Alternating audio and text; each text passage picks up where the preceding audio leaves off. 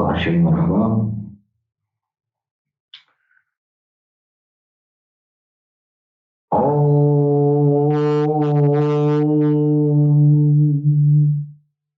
श्री कल्की वैष्णवे नमः। ओम श्री कल्की वैष्णवे नमः। ओम श्री कल्की वैष्णवे नमः। वक्रतुंड महाकाय सूर्यकोटि संप्रभः निर्विघ्नं कुरु मे देवं सर्वकार्येषु सर्वदा। ओम गंगणपतये नमः। ओम गंगणपतये नमः। ओम गंगणपतये नमः। तेजोसि तेजो महिधे वीर्यमसि वीर्यमहिधे बलमसि बलं महिधे ओजोऽसि ओजो महिधे पश्येम शरदशतं जीवेम शरदशतं शृणुयाम शरदशतं प्रब्रवाम शरदशतं अदीनाहस्याम शरदशतं भूयश्च शरदशतात्। ओम शं नो मित्रः शं वरुणः शं नो भवत्वर्यमा शं नो इन्द्रो बृहस्पतिः शं नो विष्णुरुक्रमः। ओम शांति शांति शांति। ओम पूर्णमदः पूर्णमिदं पूर्णात् मुदच्यते पूर्णस्य पूर्णमादाय पूर्णमेवावशिष्यते। ओम शांति शांति शांति।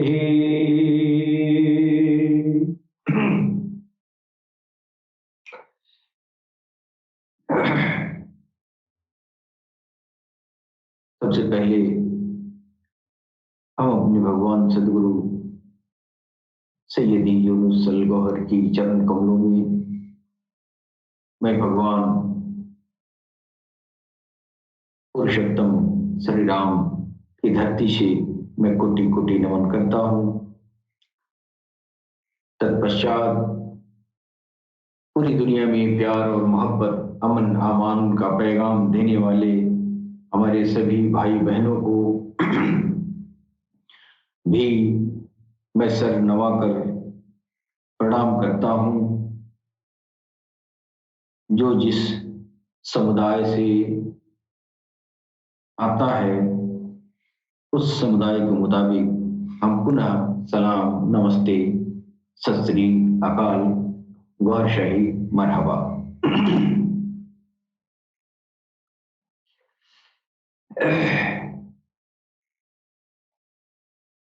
दोस्तों, हमारी जो अनरा टीवी प्लेटफॉर्म है, इस प्लेटफॉर्म के जरिए दुनिया के सभी मानवतावादी लोग सभी संप्रदायों की खूबियों और खामियों के साथ बाहरी और भीतरी कमजोरियों और विकृतियों को बहुत करीब से देख रहे हैं और वे लोग इनके कारण हो रही सामाजिक सांस्कृतिक दुर्गति एवं धार्मिक अधोगति से भी परिचित हो रहे हैं। हमारे अलर्ट टीवी प्लेटफॉर्म से हमारे भगवान सदगुरु के मुखार बिंदु से सभी समुदायों के बीच जो असमान विचारधारा है, उन विचारधारा को सुलझाते हुए दुनिया में अमन, अमान, मोहब्बत और ईश्वर प्रेम का संदेश हमारे अलर्ट टीवी प्लेटफॉर्म से दिया जाता है। दोस्तों, हम किसी धर्म का प्रचार नहीं करते, लेकिन हम सब अपने अपने दीन और धर्म से पूर्णतया धार्मिक हैं। हम सिर्फ अध्यात्म का प्रचार करते हैं। हमारा उद्देश्य पूरी इंसानियत के असमान विचारधाराओं को एक माला में पिरोकर एक समान जो है विचारधारा में पिरोने का प्रयास करते हैं। यह दुनिया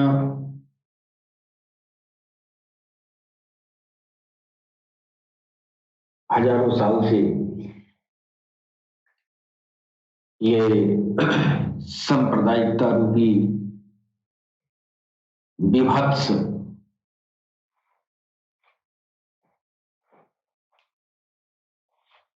बुराई के चलते ये धरती बार बार खून की होली इस पर खेली गई है। और दुनिया में जितने भी संप्रदाय हैं, सारे संप्रदाय एक दूसरे के प्रति जो है एक दूसरे से विमुख संदेश दे रहे हैं। लिहाजा दुनिया में बार बार शांति भंग होती पाई गई है। और इस दौर के लिए हर दौर में अवतार, पैगंबर, नबी या वो श्रेष्ठ पुरुष, वो महापुरुष इस धरती पर आते रहे हैं, जो इन कुरीतियों को दूर करने का प्रयास भी करते रहे हैं। लेकिन दुर्भाग्य इस बात की है कि हर इंसान के पीछे एक शैतान लगा हुआ है। उस शैतान को हमारे वैदिक संस्कृति में कली कहा गया है। और बुद्ध संस्कृति में उस शैतान को मार कहा गया है। दरअसल हमारे और आपके अंदर ये विवेक है कि हम सब इंसान हैं। हम सब में एक ही खून दौड़ता है, एक ही तरह का खून दौड़ता है। और जब किसी घटनावश अगर हॉस्पिटल में जाते हैं तो उस समय जब ब्लड डोनेशन की बात आती है तो वहां पर समुदाय इंसान भूल जाता है। किसी तरह का खून चाहिए जिससे मेरी जीवन रक्षा हो सके। फिर जब उसकी जीवन रक्षा हो जाती है तो फिर उस खून के रिश्ते को भूल जाता है कि सारी इंसानियत में एक दूसरे से खून का रिश्ता है। अगर खून का रिश्ता नहीं होता तो हिंदू का खून मुसलमान के को डोनेट किया जाता है, मुसलमान के खून को हिंदू को डोनेट किया जाता है कि नहीं? तो ब्लड डोनेशन प्राकृतिक रूप से हो जाता है कि नहीं? प्राकृतिक चीजों का हो जाता है। लेकिन यहाँ पर जो है जब संप्रदाय की बात आती है तो वो जो है खून के रिश्ते को भूल के आदमी नफरत में मुब्तला हो जाता है। जी, दुनिया में ये होता रहा है और इस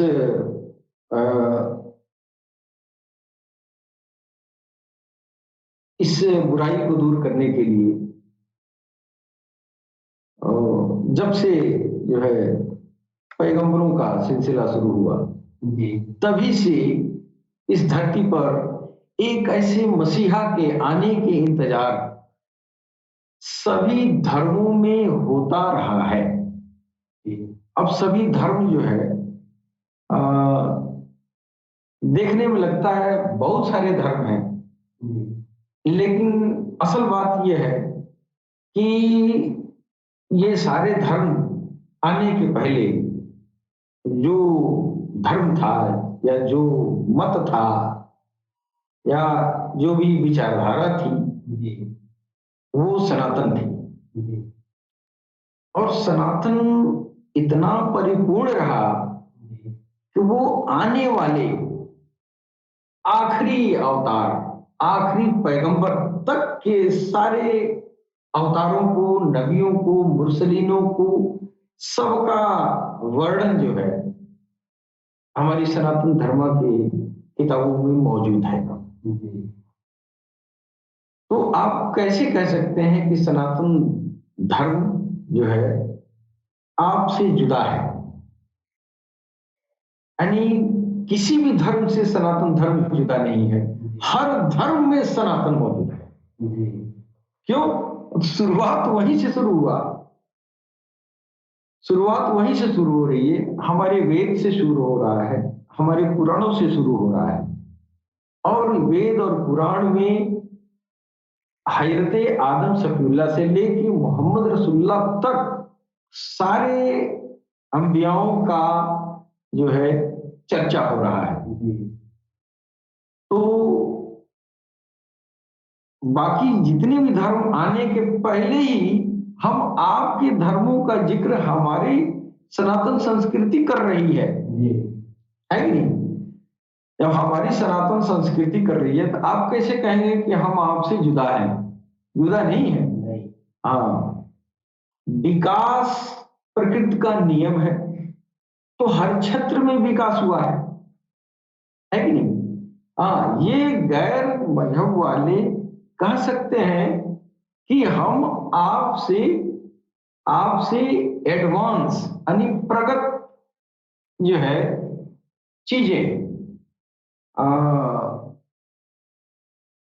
प्रगत स्पिरिचुअलिटी या एडवांस उसको कह लीजिए कि एक के बाद एक जब दिन आया तो एक से एक एडवांस रहा जी। और ये प्रकृति का नियम है कि नहीं? तो एडवांस क्या रहा? दीन धर्म की जो आकार प्रकार है वो एडवांस होता गया, हो रहा है। जैसे अब सनातन के बाद से जो है अब हजरत आदम सफीउल्लाह आ गए जी, है कि नहीं? सनातन का अर्थ होता है सना मने पहले से, तन मने आ रहा है, जो पहले से आ रहा है उसी क्रम में ये आज जो दिखाई दे रहा है आखिरी धर्म क्रम तो वही है, सदा से आने वाला। दूसरी क्रम में आखिरी में आप है ना, तो आप सनातन से जुदा कहाँ है? जो रीति रिवाज चलती आई, अब आप जो है नए पीढ़ी में, नए परिवेश में, नए कानून में आप ढल गए और आपको ढलना पड़ा। ये तो कुदरत का ये कानून है कि जो परिवेश आपको मिलेगा उस परिवेश में आपको ढलना पड़ेगा। अगर आप ढल गए तो फिर इसका मतलब ये नहीं हुआ कि आप अपने पीढ़ी को इनकार करेंगे, पीढ़ी को इनकार नहीं करेंगे। इस्लाम भी अगर आज वजूद में है तो इसकी जो परदादा है वो सनातन से शुरू हो रहा है। यानी संस्कृति की परदादा, हम किसी व्यक्ति विशेष से परदादा नहीं कह रहे, संस्कृति आपकी जो एडवांस संस्कृति है इसका जो है जो पितृ संस्कृति है वो मदर कल्चर वो सनातन है। तो कभी भी सनातन को ये जो इग्नोर करना ये जो है किसी भी दिन के लिए ये होशियारी नहीं है। इग्नोर कर ले तो फिर कर ही क्या सकता है, करने वाला कर रहे हैं। लेकिन याद रहे कि जो आखिरी पैगंबर आज हमारे मुस्लिम भाई ये जो है अपने पैगंबर पर जो फख्र करते हैं वो फख्र तो हमारी सनातन के वेद में पहले से हो चुका है। आज जितनी मोहब्बत मोहम्मद रसूलुल्लाह से आप कर रहे हैं उतनी मोहब्बत हमारे वैदिक युग में भी हो चुका है कि नहीं? तो हम और आप अलग थोड़ी हैं। आप भी जो है उस आखिरी पैगंबर के आशिक हैं। तो हम भी तो अगर आशिक नहीं कहेंगे तो प्यार करने वाले जरूर हैं, है कि नहीं? अगर ऐसी बात नहीं होती तो हमारे वेदों में जो बातें जो है हमारे किताबों में पुराणों में तमाम सारी जो है मंत्रा श्लोक ये जो है दिए गए हैं। जैसे हमारे भागवत पुराण में भी है कि शंभल ग्राम मुख्यस्य ब्राह्मणस्य महात्मनः भवने विष्णु यश भवने विष्णु भविष्यति अश्वमाशु गमारुह्य देवदत्तम जगतपति असिना सदुदमन मैष्टस्वैण्य गुणान्वित। ये सब जो है उसी आखिरी अवतार आखिरी पैगंबर के बारे में ये सारी सूचनाएं दी जा रही हैं। जैसे हमारे बहुत सारे विद्वान इन्होंने इसका जो अर्थ निकाला है वो सब मोहम्मद रसूलुल्लाह से ही जो है मेल खाता है।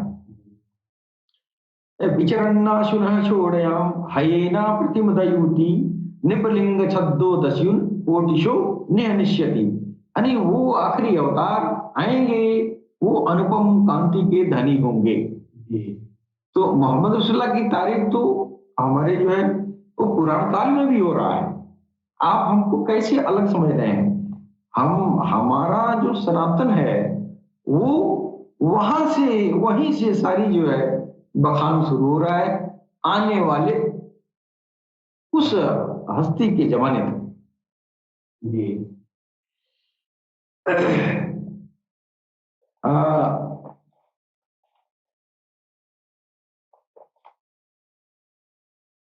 हमारे भगवत पुराण में आया है अथ तेषाम भविष्यन्ति मानांशि विशदानि वै वासु देवांगरंगति पुण्यगंधानिल अस्पृशाम। मतलब वो जो है वो आएंगे तो वो जो है कैसे होंगे, वो उनका बदन जो है सुगंधित होगा, है कि नहीं? उस सुगंधित तो ये बाद में जब इस्लाम कायम हुआ तो फिर उसमें जो है उस जात की तारीफ जो की गई वो सारी तारीफें वो पहले की जा चुकी हैं।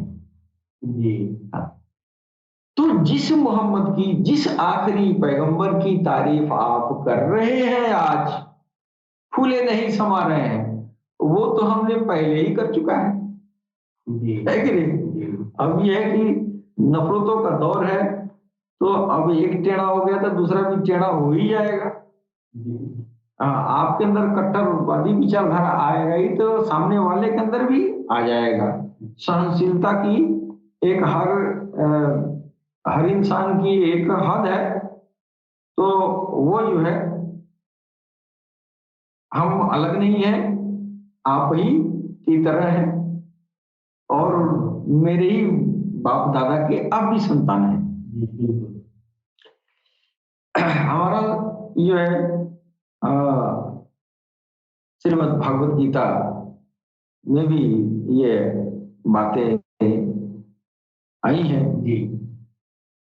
यदा यदा हि धर्मस्य ग्लानिर्भवति भारत अभ्युत्थानं धर्मस्य तदात्मानं सृजाम्यहम् परित्राणाय साधूनां विनाशाय च दुष्कृताम् धर्म संस्थापनार्थाय संभवामि युगे युगे। अब ये कहा गया कि जब जब जो है इस धरती पर पापाचार बढ़ेगा, जब जब धर्म का नाश होगा, तब तब वो पृथ्वी पर आएगा, है कि नहीं? तो यह जो है भगवान, ये हमारे सनातन धर्म में 4 युगों को बांटा गया है, सतयुग और त्रेता, द्वापर, कलयुग। तो सतयुग में तो ये बुराइयां तो थी ही नहीं, वो तो जो है ये उस दौर में जो है देवताओं का वास था। हाँ, वो देव युग था ना, उसको सतयुग कहा गया है, जिसमें कहीं कोई पापाचार नहीं था। उसके बाद भगवान श्री राम पधारे जमीन पर, उसके बाद से भगवान कृष्ण पधारे। भगवान कृष्ण जब पधारे तो उस दौर में भी पापाचार बढ़ा हुआ था, तो आपको आना हुआ। श्री राम के जमाने में भी पापाचार बढ़ा हुआ था, तो आना हुआ, है कि नहीं? और द्वापर युग में जो है, द्वापर युग के आखिरी में उस समय जो है भगवान श्री कृष्ण का आगमन हो रहा है। ठीक? अब ज्यों द्वापर युग खत्म हो रहा है, त्यों कलयुग शुरू हो जा रहा है। कलयुग का कहा गया है कि कलयुग में पापाचार का हद ये होगा कि पूरा कलयुग जो है, हाँ, पूरा कलयुग वो पापाचार से भरा होगा, यानी कली का प्रकोप सारे मजहब पर होगा, सारी इंसानियत पर होगा। जितने भी इंसान होंगे, जिस जिस धर्म के, कोई निर्दोष नहीं होगा। इसको कलयुग कहते हैं ना, इसलिए कि कली यानी शैतान, यानी बौद्ध विचारधारा में शैतान को मार कहा जाता है कि नहीं?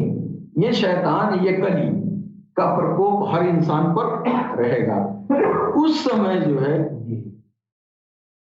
इसको दूर करने के लिए, यानी धर्म का नाश हो चुका होगा, धर्म का नाश हो चुका होगा, उस समय उनका आना होगा।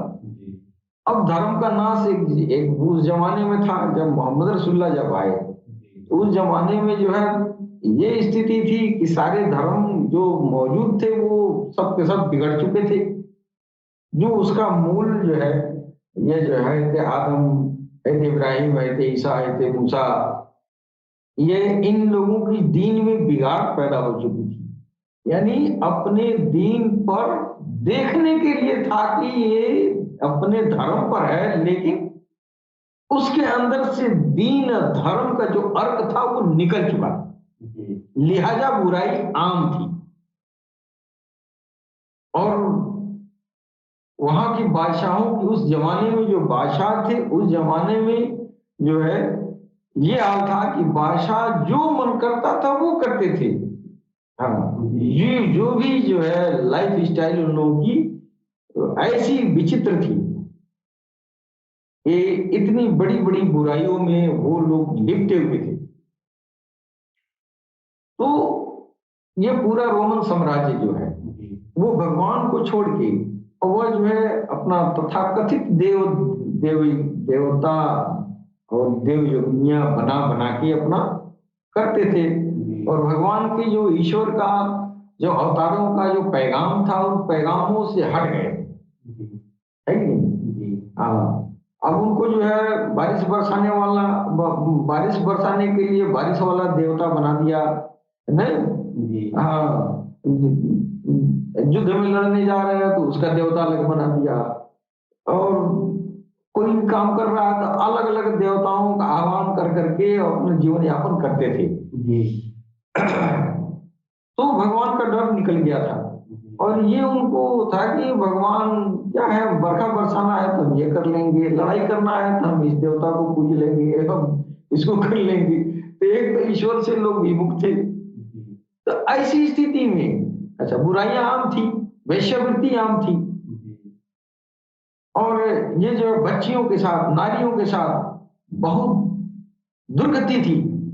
मोहम्मद रसूलुल्लाह के जमाने में कन्याओं को जो है जिंदा लोग दफन कर देते थे, कोई बाप बनना नहीं पसंद करता था, ऐसी ऐसी बुराइयां हैं। तो उस दौर में जब मोहम्मद रसूलुल्लाह का आना हुआ, उस दौर में उसके पहले, उसके 5-6 हजार साल पहले से, लगभग 5 से 6 हजार साल पहले से कलयुग चल चुका था, है कि नहीं? तो ये वेदों में जो निशानियां बताई गई थी कलयुग में जो आएंगी, वो सारी निशानियां जो है मोहम्मद रसूलुल्लाह पर सटीक बैठती है, जो भी सूचनाएं। और इधर जो है अ,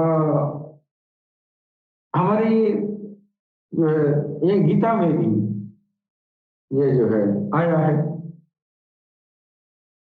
ये यदा यदा ही धर्मस्य ग्लानिर्भवति भारत अभ्युत्थानम धर्मस्य तदात्मानं सृजाम्यहम्।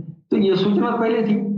अब ये जो है जब हुजूर पाक मोहम्मद रसूलुल्लाह जब आ गए धरती पर, तो फिर वो जो है उनको नया कानून जो है ईश्वर के तरफ से दिया गया कि इस कानून और नियम के जरिए आप इंसानियत के ऊपर जो कली का गलबा है, जो शैतान का आधिपत्य है, इसको हटाएं।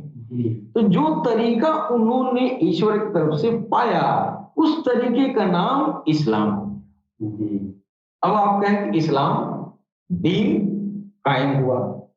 इस्लाम दीन के पहले वह जो है वो सनातन था, और जिसमें बिगाड़ पैदा हो चुका था, उस बिगाड़ को उन्होंने सुधार के और कहा कि अगर तू सनातन पर अमल पैरा है तो फिर वहां रहो, लेकिन अगर तुम अमल पैरा नहीं है, तुमको कली के प्रकोप से निकलना है, तो फिर ये नियम कानून अपना सकते हो, अच्छा लगे तो, वरना किसी से मोहम्मद रसूलुल्लाह ने जबरदस्ती नहीं किया। वो राहिब दत्ता जो उनकी सेवा में, उनके इलाके में जाके वहां अरब में आप व्यापार भी किया करते थे, और सारी उम्र साथ भी रहे। उनके औलाद जो थे पंडित, वो राहिब दत्ता के 7 पुत्र थे। वो सातों 7 या 10 थे। ये सातों जो है वो इमाम हसन इमाम हुसैन के साथ रहे। इमाम हसन इमाम हुसैन के लिए उन्होंने कुर्बानी भी दिया, लेकिन इमाम हसन इमाम हुसैन इमाम हुसैन ने कभी नहीं कहा कि ऐ राहिब दत्ता के पुत्रों, तुम लोग इस्लाम कबूल कर लो। इस्लाम की बात नहीं थी। वो राहिब दत्ता के पुत्र जो थे अपने हक पर कायम थे ना, वो कायम थे, तो क्यों कहेंगे? अगर जबरदस्ती तो थोपना होता तो कहते नहीं मोहम्मद रसूलुल्लाह कि तुम जो है इस्लाम कबूल कर लो। है? अपने चाचा अबू तालिब को भी ये जो है वो, हाँ अबू तालिब, अबू तालिब भी अपने दिन पर कायम रहे, उन्होंने जबरदस्ती नहीं किया। अगर जबरदस्ती किसी के ऊपर अपना दीन थोपना होता तो पहले मोहम्मद रसूलुल्लाह थोपते ना, लेकिन बाद में बिगाड़ जब अब पैदा हुई इस दीन में, अब जबरदस्ती भी थोपा गया। कहीं कहीं बादशाह भी आए थे जबरदस्ती शासन शर्त लगा के, और ऐसा भी उन्होंने यदा कदा किया। लेकिन उम्मते मुसलमान के जो वली थे, जो फकीर थे, संत थे, ईश्वर वाले थे, ईश्वर के दोस्त थे, उन्होंने कभी किसी को जबरदस्ती इस्लाम में दाखिल नहीं किया, है कि नहीं? तो पैगंबरों का आना, वो इस्लाम लेके आए, फिर भी वो हमारे वेदों और पुराने के अनुसार मेरे हैं। क्यों? तो उनकी सारी शनाख्त जो डॉक्टर वेद प्रकाश उपाध्याय ने पूरी तशरीह उन्होंने किया है, पूरी तशरीह। और इसको मानने वाले, इस उनकी बात का समर्थन देने वाले सनातन धर्म के बड़े बड़े विद्वान हैं, और उन्होंने ये साबित किया कि मोहम्मद रसूलुल्लाह ही काल की अवतार हैं। अब यहाँ काल की अवतार तो उन्होंने कह दिया, लेकिन कलयुग तो खत्म नहीं हुआ। काल की अवतार माना कि यहाँ काल की अवतार सारे सबूतों के मद्देनजर सरकार हुजूर पाक सल्लल्लाहु अलैहि वसल्लम काल की अवतार हैं, लेकिन उनकी दुनियावी उम्र जो है हयात में अपने मात्र 63 साल न गुजारे, 63 साल न गुजरा, लेकिन कलयुग का उम्र है 3,32,000, 3,32,000 साल कलयुग का दौर है। तो कल की अवतार अगर हुजूर पाक हैं तो फिर वो 63 साल की उम्र उन्होंने क्यों पाई? 63 साल में 3,32,000 की बुराइयां कैसे निकलेंगी? अब यहां से इस सवाल का जवाब अब सनातन धर्म में नहीं मिलेगा।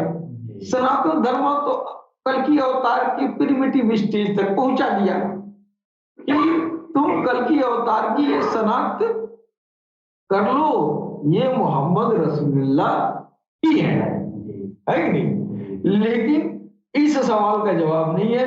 तो मोहम्मद रसूलुल्लाह जो दीन लेके आए, जो धर्म लेके आए, जैसे सनातन में वक्त गुजरने के साथ बिगाड़ पैदा हुआ, उसी तरह इस्लाम में भी वक्त गुजरने के साथ बुराइयां आएंगी, बिगाड़ पैदा होगा। यह अलग बात है कि ये बुराइयां और जो बिगाड़ होती हैं, यह जो है अच्छाइयों की शक्ल में होती हैं, यह अलग बात है। लेकिन बुराइयां हैं, उनके शरीयत में, उनके कानून में बीते दौर में लोगों ने चेंज कर दिया, और चेंज करने के बाद से अब वो इस्लाम टूट के शिया, सुन्नी, देवबंदी, बरेली, वहाबी, सलफी और अहले हदीस क्या क्या लोग करने लगे। अब तो इस्लाम है नहीं, अब जो बचा है वो यही बचा है। लेकिन मोहम्मद रसूलुल्लाह क्या लेके आए? अहले हदीस तो लेके नहीं आए, उन्होंने तो शिया, सुन्नी, देवबंदी, बरेली लेके नहीं आए। आप क्या कर रहे हैं? और करके अपना अपना झुरमुट बना बना के अपना अपना कानून जो है उसमें लपेट के और जमाने को नफरत के आग में झोंक रहे हैं। तो इस दौर में तो अब वो कल्कि का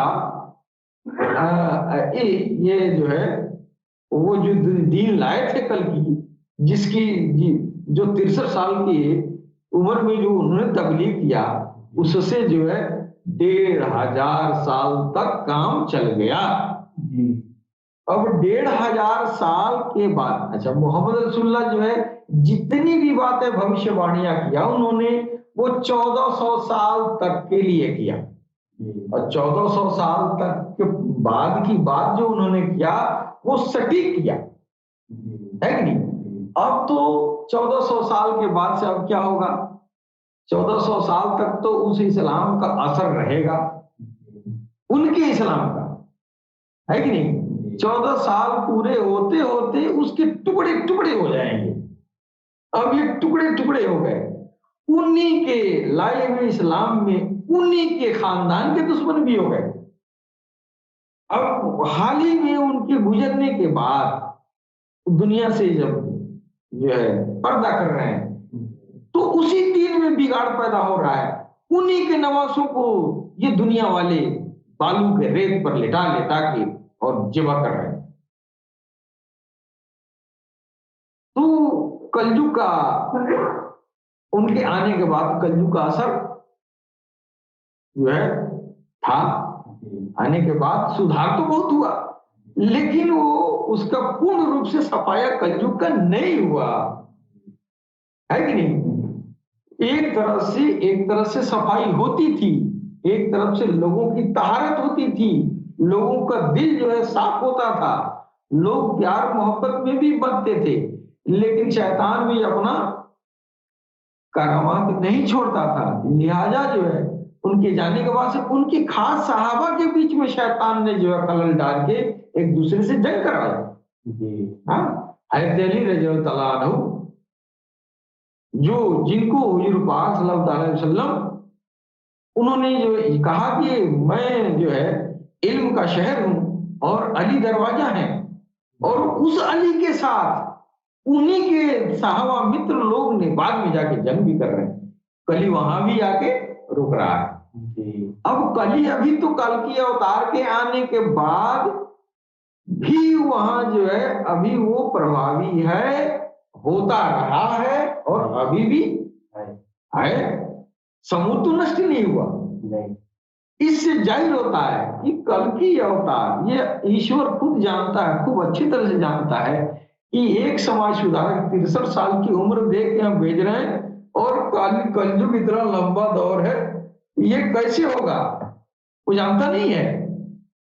अब जब वो आ गए तब वो हदीसों में, कुरान में अल्लाह ने कहा वल्लिल आखिरती खैर लकुम मिनल उला, ऐ नबी आपका इस दौर से बेहतर अगला दौर होगा, यानी कल की अवतार पुनः आ जाएंगे। अब 2 दौर होगा, पुनः आएंगे, है कि नहीं? तो वो एक तो उन्होंने सुधार का कार्यक्रम शुरू कर दिया, 1400 साल तक काम चला, है कि नहीं? अब उसके बाद से पुनः वही मोहम्मद रसूलुल्लाह का दोबारा आना हुआ, जिनको हदीसों में इमाम मेहदी कहा गया है कि नहीं? अब ये इमाम मेहदी की जो पहचान है, यहाँ पे अब उसी उम्मत के लोग इमाम मेहदी को पहचानने से कासिर हैं, यानी पहचान नहीं हो पा रही है। क्यों? तो आपकी दिमाग की विकृति हो चुकी है, आपको शैतान जो है अगवा कर चुका है। लिहाजा इसी तरह मोहम्मद रसूलुल्लाह को पहचानने में दुनिया कितनी देर की, उसी तरह इमाम मेहदी को भी पहचानने में दुनिया देर कर रही है। आखिर पहचानेगी, लेकिन शैतान पहचानने नहीं देगा। क्यों? तो उसका काम है ना, वो अपने काम पर मुस्तैद है। मोहम्मद रसूलुल्लाह को उनकी सीरत, उनकी मोहब्बत, उनका इखलाक, उनकी बोल चाल, हाव भाव, मेल मोहब्बत देख के सारी दुनिया उस समय जो उस दौर में उनके करीब में थे, उनके दयार में थे, सब प्यार करते थे। लेकिन जब उन्होंने कहा कि मैं ईश्वर की तरफ से भेजा हुआ वो पैगंबर हूं, तो सारे लोग इनकार कर गए, सब भाग गए, है ना? सब भाग किनार हो गए। क्यों हो गए? दुनिया की रीति ही है उन लोगों के, उनकी मोहब्बत को माना कि हाँ अच्छे और नेक इंसान है, लेकिन ये जो है ये बात नहीं है, ये भगवान के भेजे हुए अवतार नहीं है। उस समय बड़ी मुसीबत हुई, फिर बाद में बड़ी जंगो जदल हुआ, फिर उसके बाद से दुनिया करामात देखी, मोजजात देखी, है ना? फिर उनका पैगाम देखा और बहुत सारे सबूत लोगों ने अखज किया, तो कुछ लोगों ने उन पर ईमान लाना शुरू किया धीरे धीरे, और आज इस्लाम में आज जो है चारों तरफ पूरी दुनिया में फैला हुआ। लेकिन शुरुआत में कितना मेहनत लगा। उसी तरह जब उनका दूसरा दौर होगा ना, वो इमाम मेहदी के रूप में होगा, जो हदीसों से साबित है। उस दौर में भी लोग जो है इसी तरह उनको पहचानने में देर करेंगे, है कि नहीं? जैसे हमारे ये जो है सनातन धर्म में उल्लिखित तो है कल की अवतार की पहचान, लेकिन आज भी दुनिया खोज रही है। अब खोजने वाले बहुत पहले से खोज चुके। खोजने वाले डॉक्टर वेद प्रकाश उपाध्याय ने इतना रिसर्च किया कि 1970-72 के दशक में जो है उन्होंने इस बात को, बहुत सारे विद्वानों ने इस बात को कंफर्म किया, हाँ कल की अवतार यही है। लेकिन उन लोगों ने जो है कल की अवतार की जो उस समय मौजूदा किताब थी उसके विशेषज्ञ नहीं थे, यानी हदीस और कुरान के विशेषज्ञ नहीं थे। लिहाजा मुस्तकबिल में आने वाले इमाम मेहदी के रूप में वो कल की अवतार का वर्णन उन लोगों ने नहीं किया। क्यों नहीं किया? तो वो अरबी, वो कल की अवतार अरबी किताब लेके आए ना, अरबी भाषा में लेके आए, तो इस संस्कृति से उस संस्कृति का जो है भाषाई अंतर की वजह से वो इमाम मेहदी तक ये नहीं पहुंच पाए, है कि नहीं? इसलिए जैसे कुरान में जो है अब ये वेदों में और पुराणों में तो मोहम्मद रसूलुल्लाह का सारा शिनाख्त कर दिया गया, कुरान जब वो पढ़े होते और कुरान की सही तर्जुमा लोग बताए होते, अगर अरबी भाषा का भी ज्ञाता होते, तब वो अली आखिरती खैर लकुम मिनल ऊला का मतलब समझते। तब बात समझ में आती, अरे अरे कलयुग 3,32,000 साल में कैसे जो है कलयुग का ये पाप खत्म होगा, ये बार बार आएंगे, कई बार आएंगे, और कुरान कह रहा है दोबारा आएंगे, है कि नहीं? अरे अब दोबारा आ गए तो फिर जमाना जो है पहचानने में कासिर है। अब वो पहचान बड़ा मुश्किल है। लेकिन हमारी जो अन्य टीवी के प्लेटफॉर्म से जो बातें हमारे सदगुरु के जरिए बताई जाती हैं और वो किताबों की रोशनी में बताई जाती हैं, हम तो कभी नहीं मानते। लेकिन जब हमने अपनी किताबों को जो है वो अध्ययन किया कि वास्तव में कल की अवतार कौन है जिनकी तारीफ इतनी की गई है और बरसों से की गई है। कल की अवतार की तारीफ सारे धर्मों में की गई है। कोई ऐसा धर्म नहीं है जो आदम अलैहिस्सलाम के बाद से जो धर्म आया, सब में इनके आने की तारीफ है। सारे अंबियाओं की तारीफ तो, सारे नबियों की तारीफ तो हमारे भविष्य पुराण में है। सारे अंबियाओं का लमसम जो चर्चित लोग हैं, 1,24,000 उतना नाम तो नहीं है, लेकिन जो खास खास जो चर्चित नाम है उनका उल्लेख भविष्य पुराण में है। हाँ, और मोहम्मद रसूलुल्लाह का चर्चा तो सारे दीन में, तो सारे धर्म दीन जिसकी तरफ इशारा कर रहे हैं वो मोहम्मद रसूलुल्लाह ही है, लिहाजा कल की होता वही है। अब किताब आ गया दीन, ये जो है हदीस और कुरान, तो फिर इनके दूसरे दौर का वर्णन आया। अब दूसरे दौर का जो वर्णन आया उसको समझने में दुनिया अभी भी 1400 साल तक भी नहीं समझ पाई, है कि नहीं? तो ये पहले कल की अवतार का पहला दौर है और सनातन धर्म के विद्वानों के जरिए बताया भी गया है, वेद और पुराण की रोशनी में बताया गया है।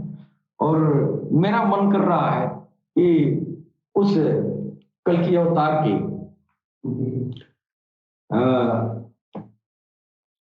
शान में मैं एक छोटा सा कसीदा पेश करूं।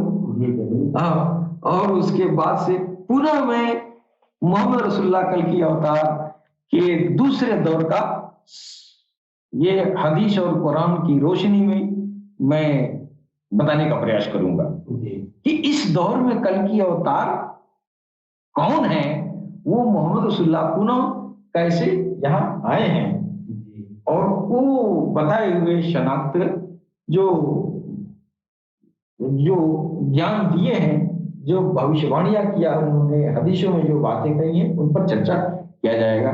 मेरा दिल जो है मान नहीं रहा है, और प्रभु के पहले दौर की शान में मैं कुछ उनको प्रणाम करना चाहता हूं अपने टूटी फूटी लफ्जों में।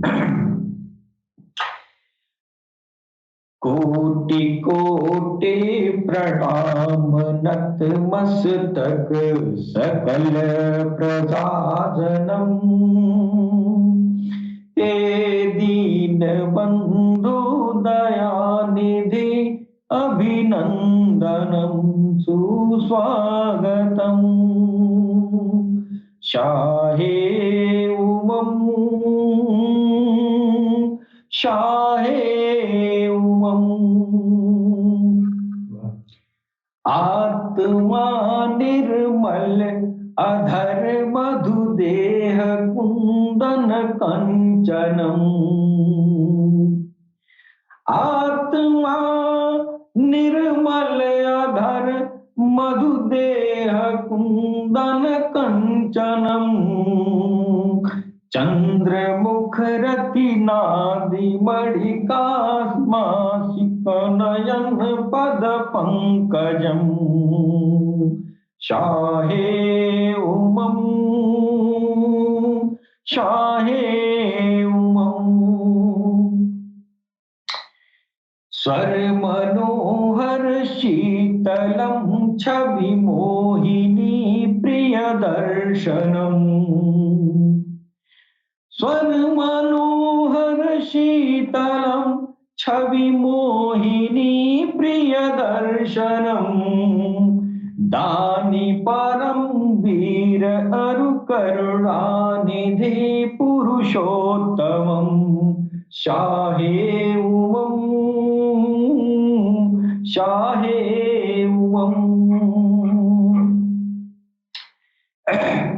आगे हमारे जो है किताबों में आया है आपकी जन्मतिथि के बारे में। जन्म तिथि द्वादश रबीउल अव्वलम शुभ मंगलम। जन्म तिथि द्वादश रबीउल अव्वलम शुभ मंगलम। प्रतिभा अद्भुत अलौकिक प्रतिमा अति सुंदरम शाहे उमं शाहे उमं। तीर्थ रूपम स्वर्ग सामक्का नगर अति पावनम। तीर्थ रूपम स्वर्ग सामक्का नगर अति पावनम। पुण्य विलदुष शोभितम अरु आदि ज्योति जन्म स्थलम शाहे उमं शाहे उमं। नीति सर्जक धर्म रक्षक न्याय वर्धक सत्यम।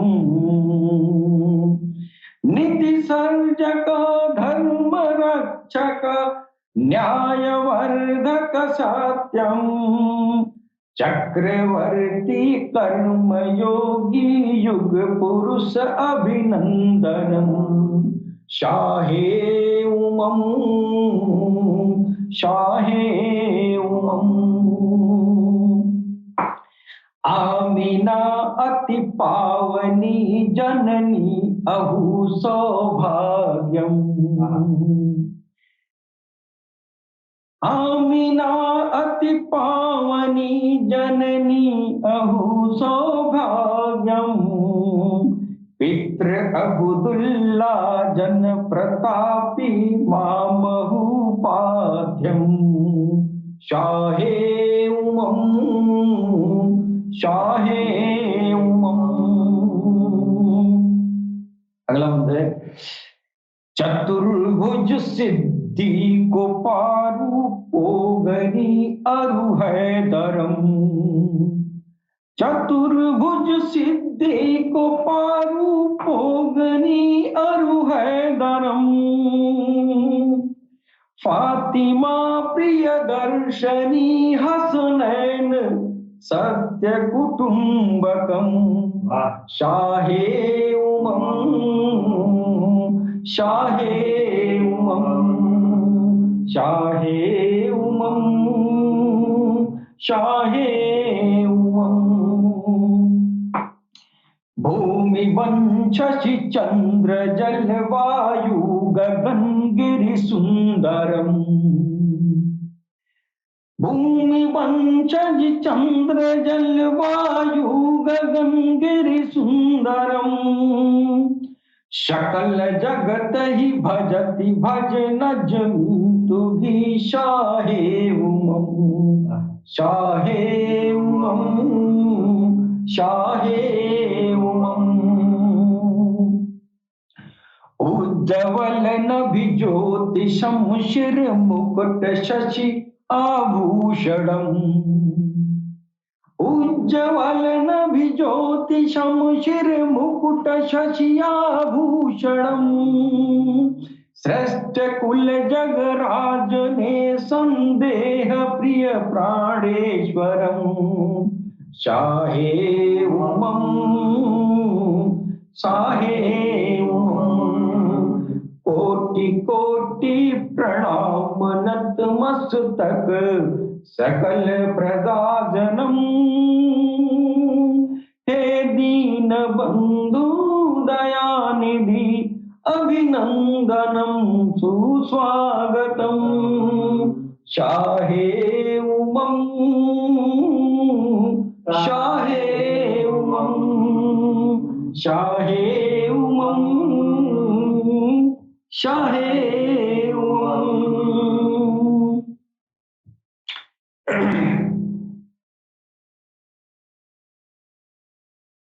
भगवान कल्कि अवतार की शनाख्त जब दिल को हो जाती है तो उनकी मोहब्बत में, उनके प्यार में ये नगमे आ ही जाते हैं। अब वो शाही होम कल्कि अवतार का प्रथम दौर है। क्यों? तो जो दूसरा दौर उनका आएगा वो तो बहुत ही बुराई उस जमाने में फैली हुई थी और बहुत जंगो जदल उन्होंने किया, बुराइयों के खिलाफ बहुत जंगो जदल किया। दूसरी दौर जब होगा तो उस दौर में ये जो है पूरी दुनिया में कानून व्यवस्था होगी, लोकतंत्र का बोलबाला होगा। हाँ, जब लोकतंत्र का बोलबाला होगा तो वो अपनी बात लोकतांत्रिक तरीके से कह पाएंगे, जंगो जदल नहीं होगा, है कि नहीं? कल्कि अवतार का दूसरा दौर जंगो जदल का नहीं है। कल्कि अवतार का पहला दौर जंगो जदल, तलवार, घुड़सवारी, ये जो है जो वर्णन किया गया है वो उस दौर के लिए था। फिर उस कल्कि अवतार को हम उस जंगो जदल और वो तलवार और घुड़सवारी का हम जो है इस वैज्ञानिक युग में नहीं करेंगे। अगर कल्कि अवतार आ ही जाए तो क्या वह जो है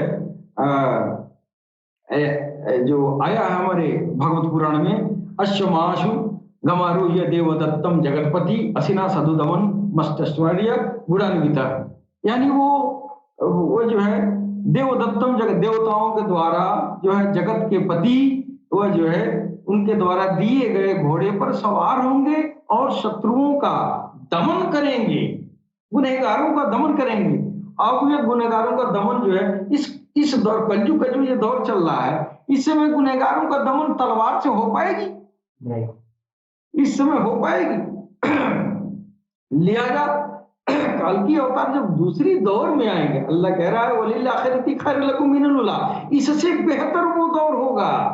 यानी इस समय जंगो जदल नहीं होगा, इस समय जो है प्रजातंत्र पूरी धरती पर कायम रहेगी, उसमें अपनी बात रखने का हक होगा, हर कोई अपनी बात रख सकता है। लेकिन राजा महाराजा और बादशाहों के जमाने में यह जो है राजशाही प्रथा थी, उस समय जंगो जदल के बिना काम नहीं चलने वाला था कल्कि अवतार का। लिहाजा कल्कि अवतार के पहले दौर में जंगो जदल तलवार के जरिए उनको जो इंसाफ कायम करना था, है कि नहीं? लेकिन जब आखिरी जो दूसरा दौर होगा, इस समय जंगो जदल गोली बारूद से होगा। तो कल्कि अवतार गोली बारूद नहीं चलाएंगे। क्यों? तो वेदों में लिखा ही नहीं है, पुराणों में लिखा ही नहीं है, हदीसों में लिखा ही नहीं है। तो फिर जब लिखा ही नहीं है तो इस बात को सोचना ही बेकार है कि वो कल्कि अवतार इस दौर में आके तलवार चलाएंगे, घोड़े पर सवार होंगे, वो जगतपति जो है देवताओं के दिए हुए घोड़े पर सवार होंगे, है कि नहीं?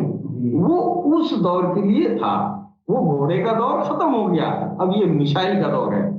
अब इस दौर में कल्कि अवतार मिसाइल नहीं चलाएंगे, वो अपनी बातों की, अपने बोली की मिसाइल होगी, जिससे जो है जो काफी मुनाफिक और ये जो है दुनिया की बुराई करने वाले जो शैतान हैं, जो कली के मानने वाले, कली के पैरोकार हैं, शैतान के पैरोकार हैं, उनके ऊपर अपने मुखार बिंदु की तोप चलाएंगे, और उससे वो घायल हो के, है ना, और जिसको समझ में आ जाए वो कदमों में गिर जाएगा। है कि नहीं। अब वो कल्कि अवतार, वो धनुष्मान और वो जो है घोड़े पर सवार, ये जो है नहीं होगा सिनासदुदमन मस्तश्वर्य गुणान्वित। अब वो जो है वो शैतान का दमन घोड़े पर चढ़ के नहीं करेंगे।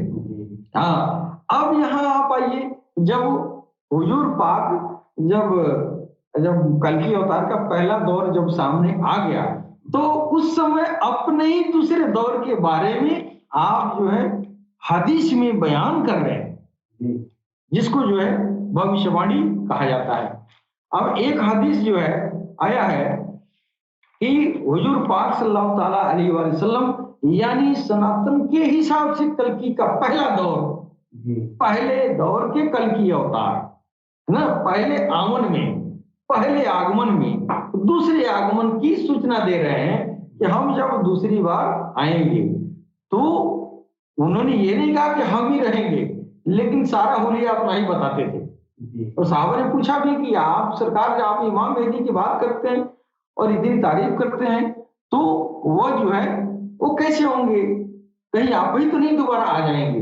तो उन्होंने कहा कि हाँ, वो कोई जवाब नहीं देते थे, वो मुस्कुरा देते थे। मुस्कुराहट का मतलब ये होता है कि हाँ, आप जो कह रहे हैं ये सही है कि नहीं। उन्होंने एक हदीस बयान किया, हुजूर पाक सल्लल्लाहु अलैहि वसल्लम ने फरमाया कि जब तुम खुरासान से पलटते काले झंडे देखो तो उनकी तरफ आ जाओ, अगरचे बर्फ पर घसीट कर आना पड़े तो भी जो है उनके खेमे में चले जाना। ये जो है सबसे बेहतरीन शिनाख्त करने वाली ये हदीस है। जब तुम देखना खुरासान से काले झंडे वाले जो है लोग आ रहे हैं, काले झंडे वाले लोगों को देखो तो फिर उनमें मिल जाओ, उन्हीं में मेहदी होंगे। अब ये काले झंडा, अब तो ये जो है मिसाल दिया गया है। इस दौर में एक तो 1400 साल गुजर गया, 1400 साल तक उनके ऊपर राज अस्कार किया गया था। अब ये 1400 साल के बाद ये बात आ रही है कि वो काले झंडे खुरासान से आएंगे। खुरासान क्या है? खुरासान है हिंदुस्तान, पाकिस्तान, अफगानिस्तान, बांग्लादेश का ये जो है ये वाला हिस्सा जो पाकिस्तान और अफगानिस्तान का हिस्सा है, ये खुरासान का हिस्सा कहलाता है, जो अखंड भारत था। और कल्कि अवतार हमारे किताबों में आया है कि कल्कि अवतार ये जो है ये हिंदुस्तान का कल्याण करेंगे। हाँ, यानी हिंद में जो है उनकी बहुत इज्जत होगी और हिंदुस्तान का कल्याण करेंगे। अब हिंदुस्तान जिस समय जो है यह बात कही जा रही है, उस समय न पाकिस्तान अलग था, न बांग्लादेश अलग था, न अफगानिस्तान अलग था, न नेपाल और तिब्बत अलग था, है कि नहीं? उस समय तो ये अखंड था ना। तो उस अखंड भारत का कल्याण करेंगे, ये हमारे किताबों में है। अब अखंड भारत का कल्याण कैसे करेंगे? अखंड भारत में ही वो आएंगे, वो इमाम मेहदी अखंड भारत में ही आएंगे, वो खुरासान का जगह होगा। और काले झंडे देखो, काले झंडे का मुराद उसमें आलिम उलमा पंडा पुजारी नहीं होंगे, जाहिदो पर्सन नहीं होंगे। काला झंडा किसको दिखाया जाता है? हुकूमत के खिलाफ, यानी जो हुकूमत है उसके कारकुन, उसका कर्तव्य, उसका जो शासन व्यवस्था है वो अनुकूल नहीं होगा। दीन के हुक्मरान जो करेंगे उनके विरुद्ध उनका प्रतिरोध करने वाला काला झंडा वाला कहलाएगा। जैसे प्रजातंत्र लोकतंत्र में है कि अगर शासन व्यवस्था ठीक नहीं है, प्रजा को अच्छा नहीं लग रहा, तो प्रजा काला झंडा लेकर विरोध करती है कि तेरा शासन अब नहीं चलेगा, तेरा शासन काम लायक नहीं है, तेरा शासन मेरे लिए लाभकारी नहीं है। लिहाजा उस काले झंडे के आने का मतलब हुआ कि दीन और धर्म में जो हुकूमत करने वाले आलिम उलमा जो लोग भी हैं, वो सब के सब जो है उनके खिलाफ नहीं, ये जो है ये जो आवाज होगी वो काले झंडे वाले होंगे, उसमें मेहदी होंगे और वो उसमें भगवान कल की अवतार का दूसरा है कि नहीं। ये सबसे बेहतरीन पहचान है। इसके साथ ही हम अपनी वाणी पर विराम देना चाहते हैं। सलाम, नमस्ते, सत श्री अकाल, बहुत शुक्रिया।